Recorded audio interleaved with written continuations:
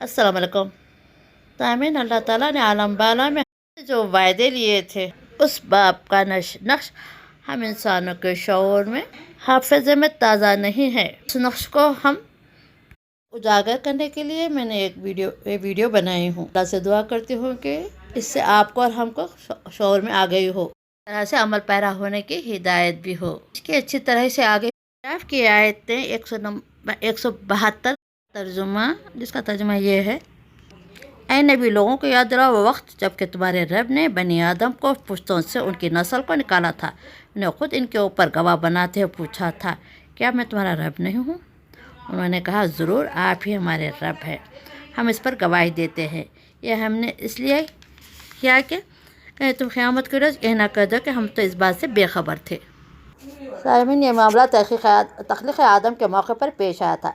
इस वक्त जिस तरह फरिश्तों को जमा करके इंसान अव्वल को सिजदा कराया गया था और ज़मीन पर इंसान की खिलाफत का ऐलान किया गया था, उसी तरह पूरी नस्ल आदम को भी क़यामत तक पैदा होने वाली थी। अल्लाह ताला ने बेक वक्त वजूद और शऊर बख्श कर अपने सामने हाजिर किया था और इनसे अपनी रुबूबियत की शहादत ली थी। इस आयत की तफसीर में हज़रत उबई बिन काब से मुखालिबन नबी सल्लल्लाहु अलैहि वसल्लम से इस्तिफ़ादा करके जो कुछ बयान किया वो इस मज़मून के बेहतरीन तरीक़े से फरमाते हैं कि अल्लाह ताला ने सबको जमा किया और एक एक किस्म या एक दौर के लोगों को अलग अलग ग्रोह में शक्ल में मरतब करके उन्हें इंसानी सूरत और गोया की ताकत अता की। फिर इनसे अहद व मीसाख लिया, यानी इकरार लिया। उन्हें आप पर अपने ऊपर गवाह बनाते हुए पूछा, क्या मैं तुम्हारा रब नहीं हूँ? उन्होंने अर्ज़ किया, ज़रूर आप हमारे रब हैं। तब अल्लाह ताला ने फरमाया कि तुम पर ज़मीन व आसमान सबको और ख़ुद तुम्हारे बाप आदम को गवाह ठहराता हूँ, ताकि तुम क़यामत के रोज़ ये ना कह सके कि हमको इसका इल्म न था। खूब जान लो कि मेरे सिवा कोई मुस्तहिक़ इबादत नहीं है, मेरे सिवा कोई रब नहीं है। तुम मेरे साथ किसी को शरीक न ठहराना। मैं तुम्हारे पास अपना पैगंबर भेजूँगा जो तुमको ये अहद व मीसाख जो तुम मेरे साथ बांध रहे हो याद दिलाएंगे, और तुम पर अपनी किताबें भी नाजिल करूँगा। इस पर सब इंसानों ने कहा, हम गवाह हुए, आप ही हमारे रब और आप ही हमारे माबूद हैं। आपके सिवा ना कोई हमारा रब है ना कोई माबूद। तामीन, दरअसल यहाँ कुरान मजीद सिर्फ ये बात ज़हन नशीन कराना चाहता है कि अल्लाह की रुबूबियत का करार इंसानी फितरत में पेवस्त है। यहाँ ऐसे अंदाज़ बयान से किया गया कि गोया एक वाक़या था जो आलम खारजी में पेश आया, लेकिन हम इस तावील को सही नहीं समझते। कुरान और हदीस दोनों में से बिल्कुल एक वाक़े के तौर पर बयान किया गया है। सिर्फ बयान पर इक्तफ़ा किया गया है, बल्कि ये भी इरशाद है कि क़यामत के रोज़ बनी आदम पर हुज्जत कायम करते हुए अज़ली अहद इक़रार को सनद में पेश किया जाएगा। लिहाजा कोई वजह नहीं कि अब उससे महज एक तमसीली बयान करार दे, हमारे नज़दीक यानी एक सरसरी बयान करार दे। अल्लाह ताला ने फिल वक़्त इन तमाम इंसानों को जिन्हें वह क़यामत तक पैदा करने का इरादा रखता था, बेक बख्श ज़िंदगी और शऊर और गोई अता करके अपने सामने हाजिर किया था। फिलवाक़े ने इस हकीकत से पूरी तरह आगाह कर दिया था कि इनका कोई रब और कोई इलाह इसकी ज़ात अक़दस व आला के सिवा नहीं है, और इनके लिए कोई सही तरीक़ ज़िंदगी उसकी बंदगी व फरमाबरदारी के सिवा नहीं है।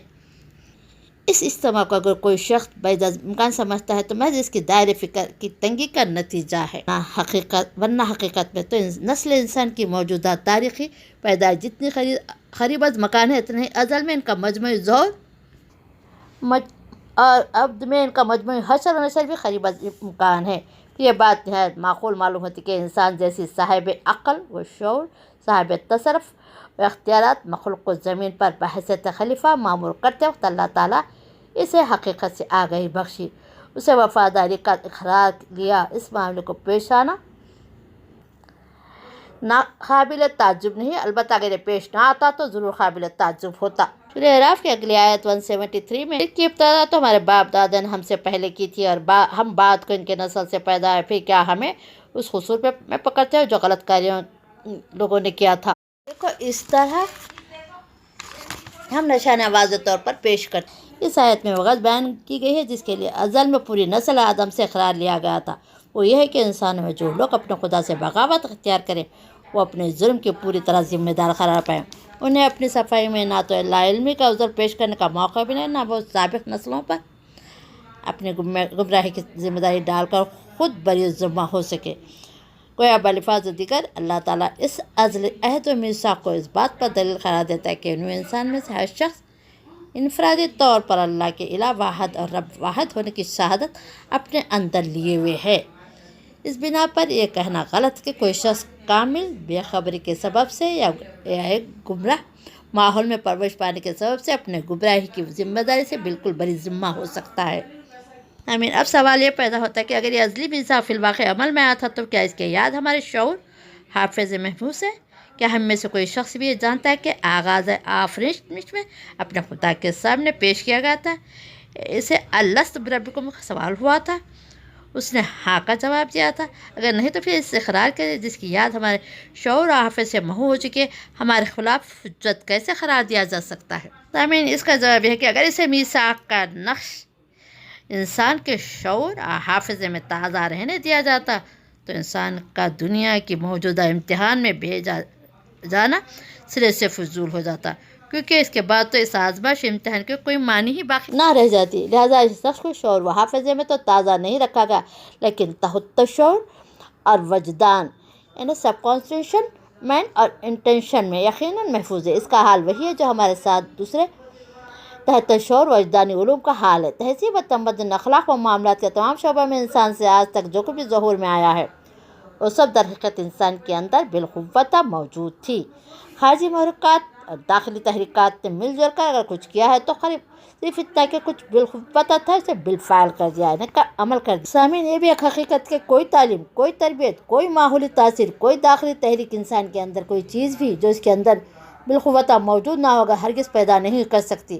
اس طرح سب مؤثرات اگر ان تمام زور میں صرف کر دیتے ہیں، ان میں طاقت ہے کہ ان چیزوں میں سے انسان کے اندر بالقوت موجود ہے، کیونکہ جس کو قطعی محو کر دے، زیادہ سے زیادہ جو کچھ وہ کر سکتے ہیں صرف یہ کہ انسان فطرت سے منحرف کر دے، لیکن وہ چیزیں تمام تحریفات تفسیقات کے باوجود اندر موجود ہے اور ظہور میں آنے کے لیے زور لگاتی رہے گی اور خارجی اپیل کا جواب دینے کے لیے مستعد رہے گی۔ ہمارے تمام تحت شعور وجدانی علوم کے ساتھ عام ہیں، وہ سب ہمارے اندر بالقوت موجود ہے۔ ان کے موجود ہونے کا یقینی ثبوت ان چیزوں سے ہمیں ملتا ہے جو بالفعل ہم سے ظاہر ہوتی رہتی۔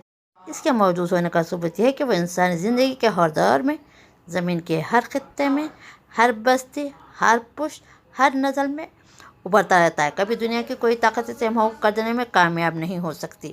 جب کبھی ابھر کر بالفعل ہماری زندگی میں کار فرما ہوتا ہے اس نے اس میں ہمارے صالح اور مفید نتائج پیدا کیے ہیں۔ کو ابھرنے اور ظہور میں آنے اور عملی صورت اختیار کرنے کے لیے خارجی اپیل کی ہمیشہ ضرورت رہی ہے۔ چنانچہ انبیاء علیہ السلام، کتب آسمانی اور ان کی پیروی کرنے والے داعیان حق سب کے سب یہی خدمت انجام دیتے رہے۔ اس لیے ان کو قرآن میں مذکور یاد دلانے والے یا ذکر کرنے والے یا تذکرہ یا یادداشت، ان کے کام کو تذکیر یاد دہانی کے الفاظ سے تعبیر کیا گیا ہے، جس کے معنی ہے کہ انبیاء اور کتابیں داعیان حق انسان کے اندر کوئی نئی چیز پیدا نہیں کرتے بلکہ اس چیز کو ابھارتے اور تازہ کرتے جو ان کے اندر پہلے سے موجود تھی۔ سامعین، انسان کے نفس کی طرف سے ہر زمانے میں اس تذکیر کا جواب بصورت لبیک ملنا اس بات کا ثبوت ہے کہ اندر فی الواقع کوئی علم چھپا ہوا ہے جو اپنے پکارنے والے کی آواز پہچان کر جواب دینے کے لیے ابھر آیا۔ پھر اسے جاہلیت اور خواہشات نفس، تعصبات اور شیطانی جن و انس کے گمراہ کن تعلیمات و ترغیبات نے ہمیشہ دبانے اور چھپانے اور منحرف اور مسخ کرنے کی کوشش کی، جس کے نتیجے میں شرک، دہریت، الحاد، زندقہ اور اخلاقی عمل فساد رونما ہوتا رہتا ہے۔ یعنی ضلالت کی ان ساری طاقتوں کے متحدہ عمل کے باوجود علم کا پیدائشی نقش انسان کے لوح دل پر کسی نہ کسی حد تک محجود رہا ہے۔ اس لیے تذکیر و تجدید کی کوشش ہے اسے ابھارنے میں کامیاب ہوتی رہتی ہے۔ بے شک دنیا کے موجودہ زندگی میں جو لوگ حق اور حقیقت کے انکار پر مصر ہیں وہ اپنی حجت بازیوں سے اس پیدائش نقش کے وجود کا انکار کر سکتے ہیں یا کم از کم اسے مستبد ثابت کر سکتے ہیں، لیکن جس روز یوم الحساب برپا ہوگا اس روز ان کا خالق ان کے شعور و حافظے میں روز ازل کے اجتماع کو یاد تازہ کر دے گا، جبکہ انہوں نے اس کو اپنا واحد معبود اور واحد رب تسلیم کیا تھا۔ پھر اس بات کا ثبوت بھی ان کے اپنے نفس ہی سے فراہم کر دے گا۔ اس میثاق کا نقش ان کے نفس میں برابر موجود رہا اور یہ بھی ان کی زندگی کے ریکارڈ سے اعلیٰ روشن اشاعت دکھا دے گا۔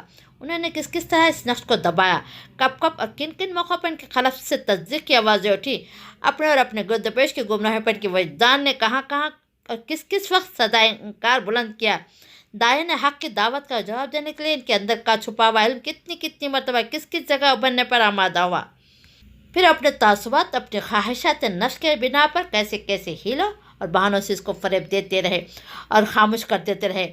وہ وقت جب کہ سارے راز فاش ہو جائیں گے، حجت بازیوں کا نہ ہوگا بلکہ صاف صاف اقرار کا جرم ہوگا۔